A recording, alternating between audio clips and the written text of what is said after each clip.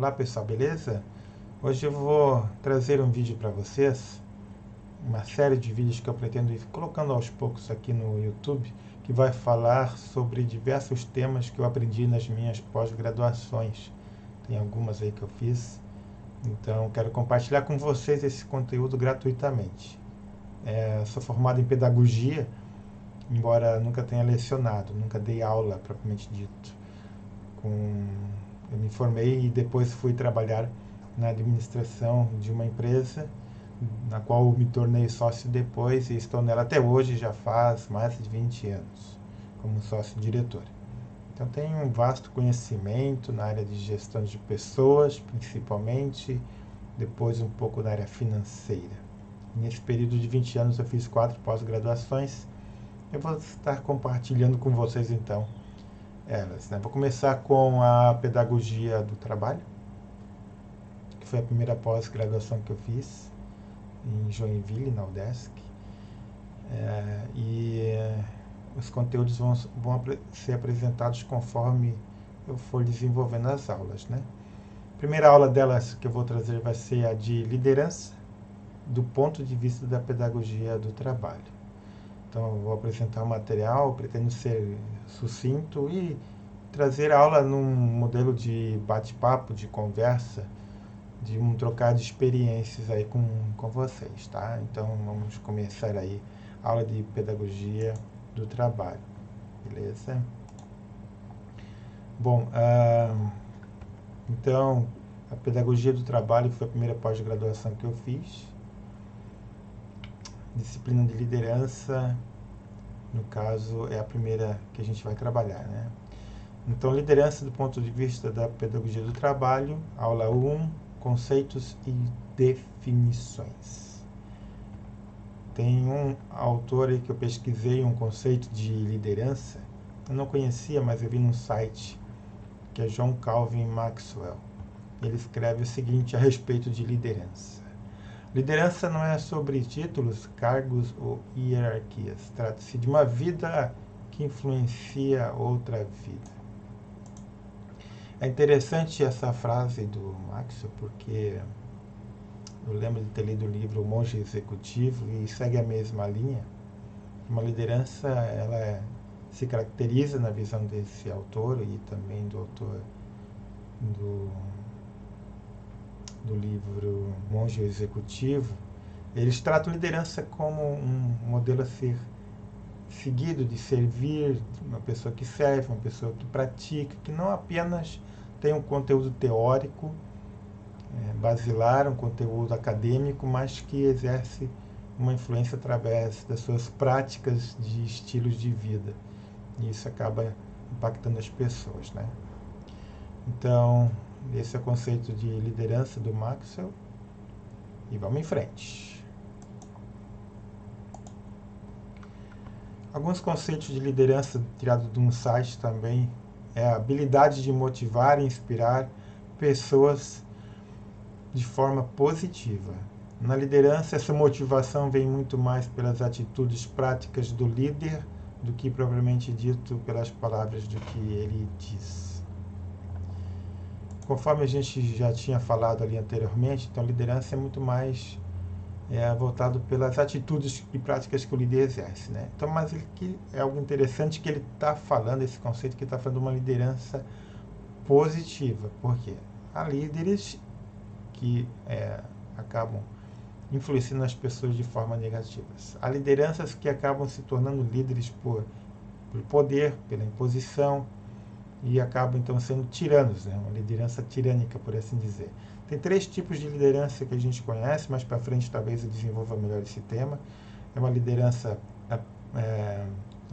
no caso assim, autoritária, tirânica. Essa liderança ela se dá pela imposição, por um delegamento de autoridade que foi dado àquela pessoa, né? A gente vê isso na política em países que são ditatoriais.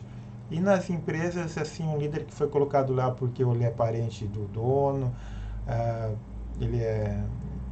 foi colocado como uma autoridade, mas sem ser reconhecido pelos seus liderados, e acaba sendo um líder tirano para poder manter a disciplina e a ordem da equipe, né?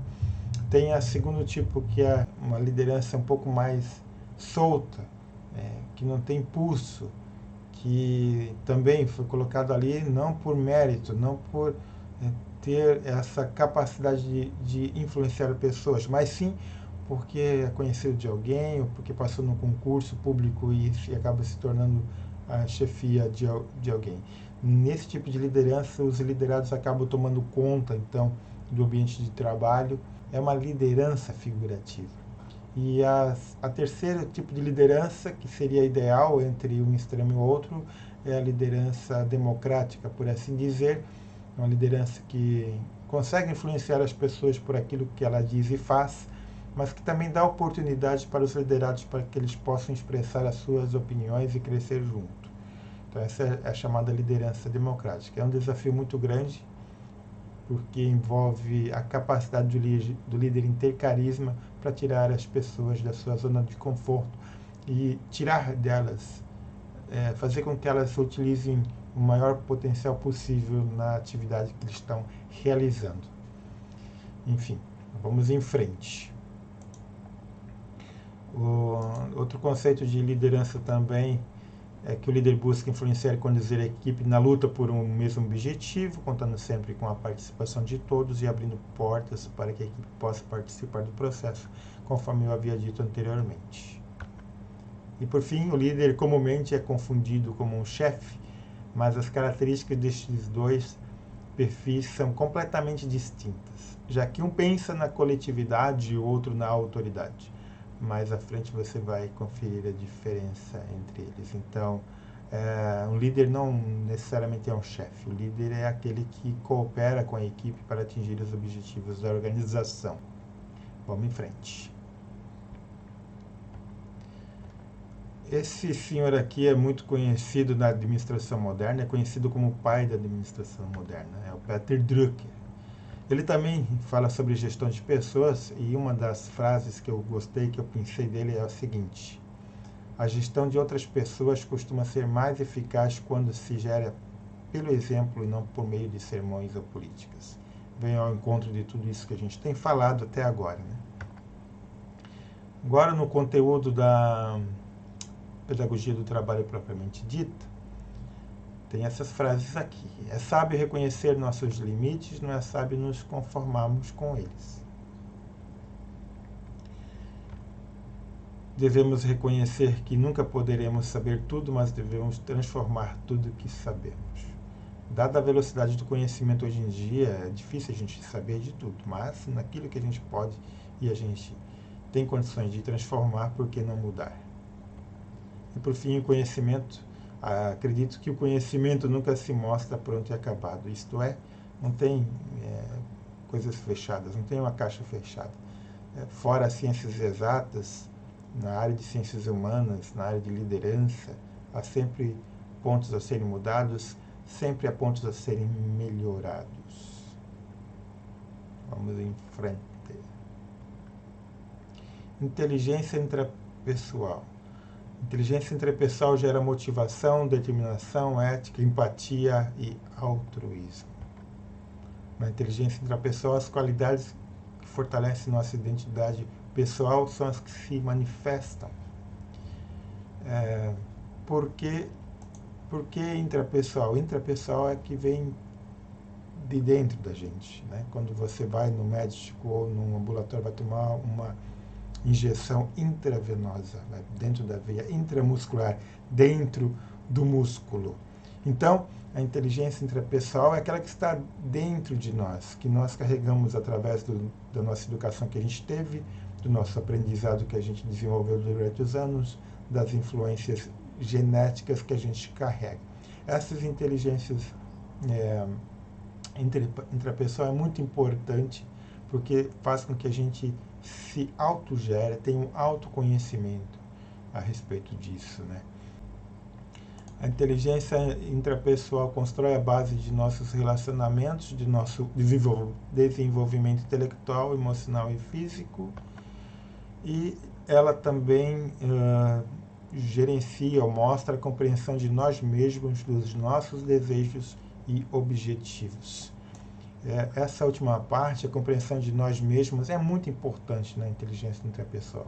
A última pós-graduação que eu fiz foi sobre neurogestão, né, organizacional, e eles trabalham muito na parte psicológica, do autoconhecimento, para que a gente possa, a partir do momento que a gente começa a se entender melhor, a se compreender melhor, todas as situações em volta são melhor gerenciáveis. Sentimentos, atitudes, comportamentos, conflitos, interesses começam a ser melhor administrados a partir do momento que a gente se conhece. Agora vem a inteligência interpessoal. Olha, se a inteligência intrapessoal é para dentro, a interpessoal tem como base a interação, isto é, o relacionamento com outras pessoas. Eis um dos maiores desafios da liderança moderna. Essa inteligência interpessoal busca compartilhar descobertas e apoiar na resolução de problemas em conjunto, habilidades para aprender com os conflitos sociais inerentes a toda e qualquer relação e refletir sobre nossos sentimentos e os dos outros. É ser empático no momento em que a gente consegue, então, interagir com outras pessoas. Agora a gente vai falar sobre algo chamado mudança. Mudança, aqui começa o tema com o desenvolvimento da agricultura. Aqui eu vou abrir um parênteses, porque o tema que vai vir a seguir sobre mudança, eu me lembrei do livro que eu li do Yuval Harari, Sapiens. Ele trabalha muito bem o desenvolvimento do ser humano nos últimos 10, 12 mil anos e as mudanças que foram ocorrendo na sociedade. Então, a mudança faz parte da vida humana. Se não fosse assim, a gente ainda estaria, quem sabe, na savana africana, caçando ou colhendo frutos. Mas não, há uma mudança. Há um desenvolvimento intelectual, cognitivo, que faz com que a gente avance no desenvolvimento. Interessante que, por vezes, que o ser humano ele consegue avançar no desenvolvimento social, intelectual, muitas vezes no desenvolvimento relacional carece ainda de melhorias. Não consegue, às vezes, lidar com as divergências do outro.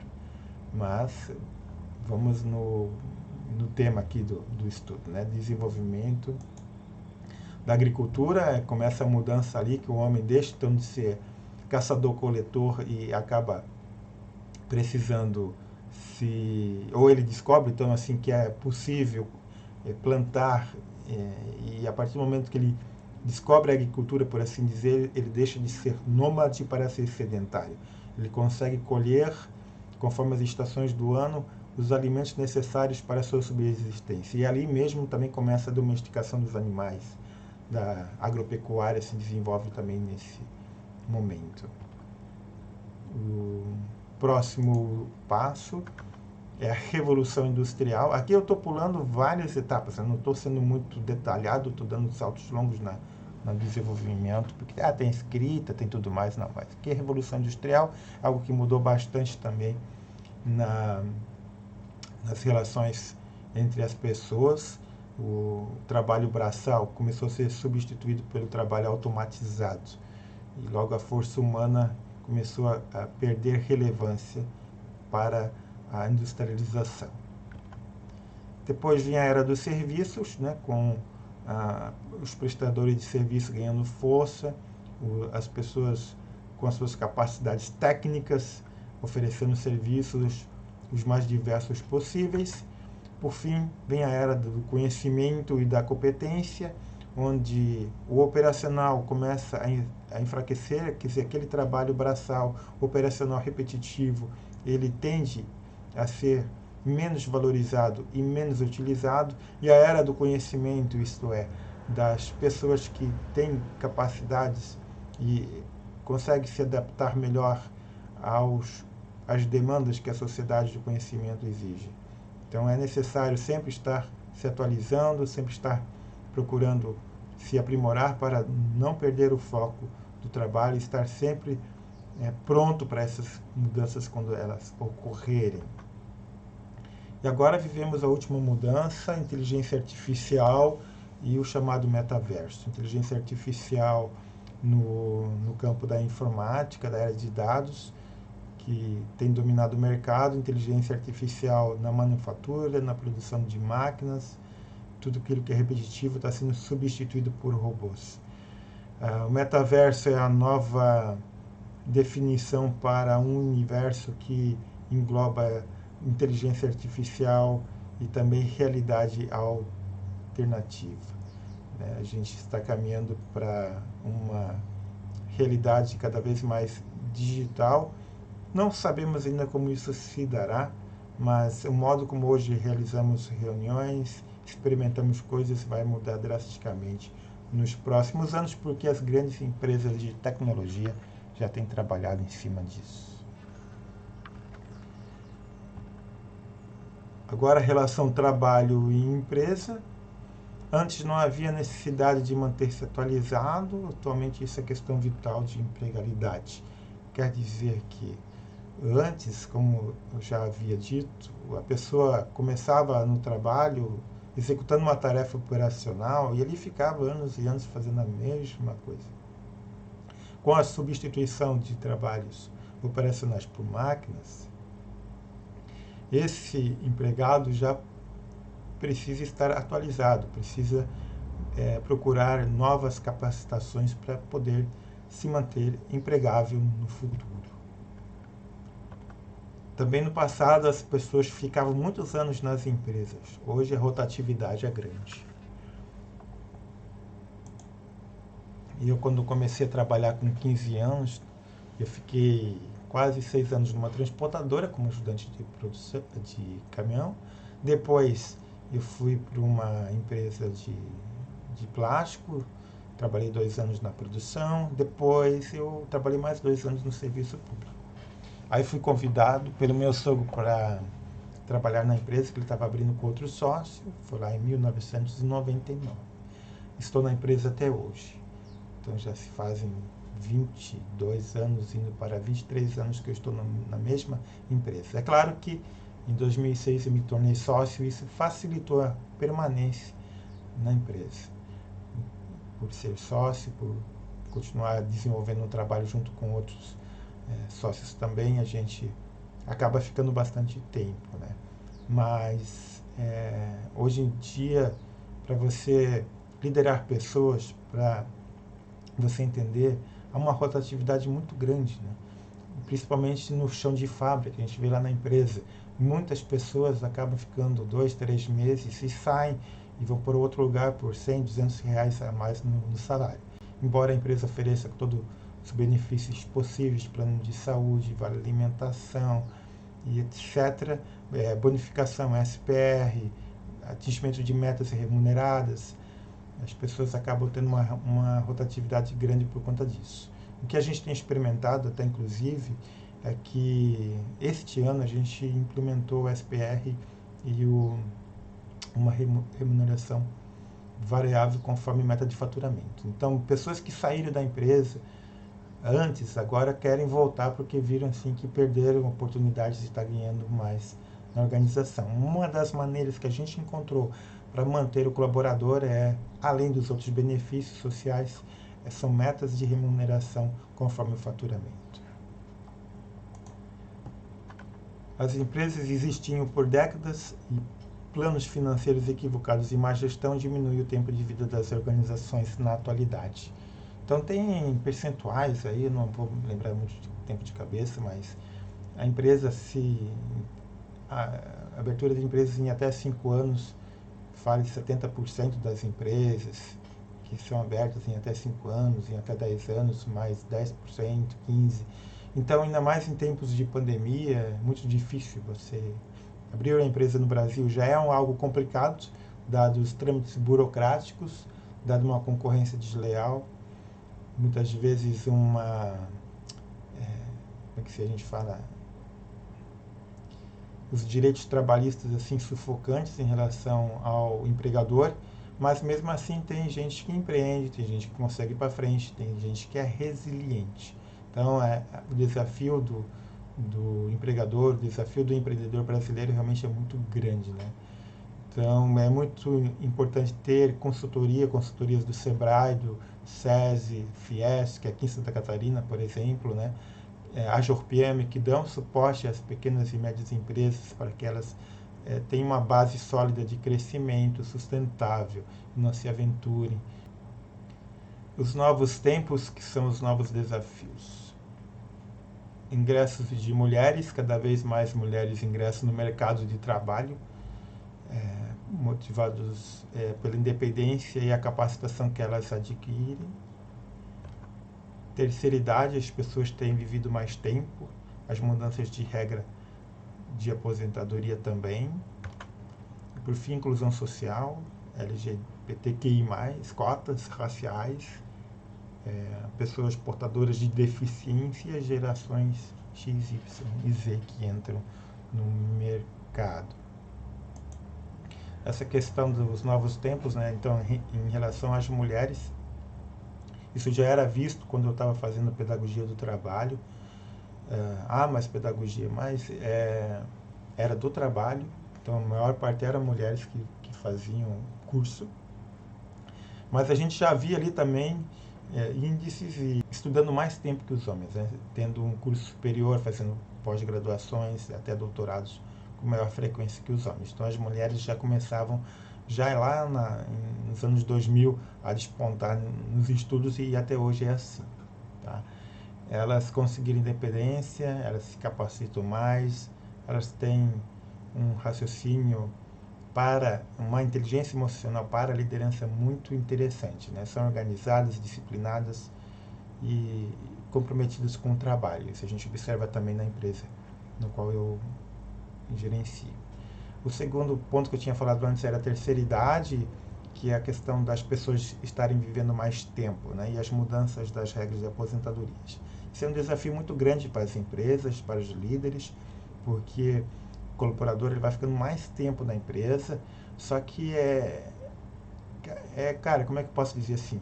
Tem certas atividades que a pessoa consegue desenvolver, que são mais intelectivas, que dependem mais da cognição, e com 40, 50, 60 anos, 70 anos, a pessoa ainda consegue exercer suas atividades na organização.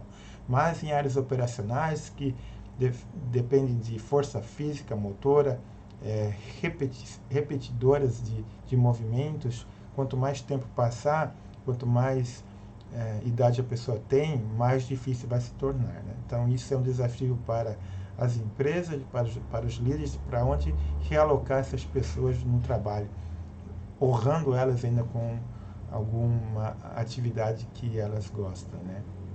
O terceiro ponto ali que eu tinha falado era a inclusão social. Então, hoje em dia, as metas, ou digamos, as demandas progressistas estão em pauta, os LGBTQI+, transgêneros, indígenas. Como você vai inserir esse pessoal na tua empresa? São novas realidades que vêm e tu precisas, como líder, como gestor, estar preparando a tua equipe para lidar com essas situações, né? As cotas raciais também estão aí, cotas para menores aprendizes, tudo isso as empresas, junto ao RH, ao Departamento de Recursos Humanos e Liderança, vai ter que lidar com essas situações, né? Pessoas portadoras com deficiências, preparar a empresa para lidar também com essas situações. Com cadeirante talvez seja até mais fácil você lidar, mas aí com um surdo, com um mudo, como é que você faz? Com um cego, né? Tudo isso é importante, eles precisam também ter oportunidades. Então são desafios que a gente tem pela frente. E por fim, a geração X, Y e Z, que são aqueles milênios que vem com uma outra pegada, que para eles o trabalho repetitivo é cansativo, é enfadonho, não é atraente. Eles veem rapaziada aí que lida com programação, ganhando fortunas, os streamers ganhando bem, os influenciadores digitais. Então, uma turminha aí que vem, que está se inserindo na empresa e que também é um desafio muito grande você motivá-los a permanecer ou dar oportunidades para eles atuarem dentro daquilo que o potencial deles pode chegar. para a próxima aula a gente vai ver sobre administração do tempo, as coisas que a gente faz, como lidamos com as coisas do nosso dia a dia, trabalho, família, se você vai numa igreja, se você participa de algum clube social, quanto tempo de sono, quanto tempo você dedica para uma boa leitura, para assistir a um filme, para estar junto com o filho, para estar junto com a sua esposa. Você consegue administrar o tempo na empresa de maneira sustentável, rentável, produtiva, ou você perde o foco no seu ambiente de trabalho? É possível trabalhar, é possível estudar, fazer uma pós-graduação, uma graduação, ainda ter tempo para a família? Bom, é isso que a gente vai ver na próxima aula. Agradeço a tua atenção e eu espero que esse bate-papo aí possa começar a te dar alguns insights sobre os desafios da liderança nos tempos modernos, do ponto de vista da pedagogia do trabalho. Beleza? Muito obrigado e até a próxima aula.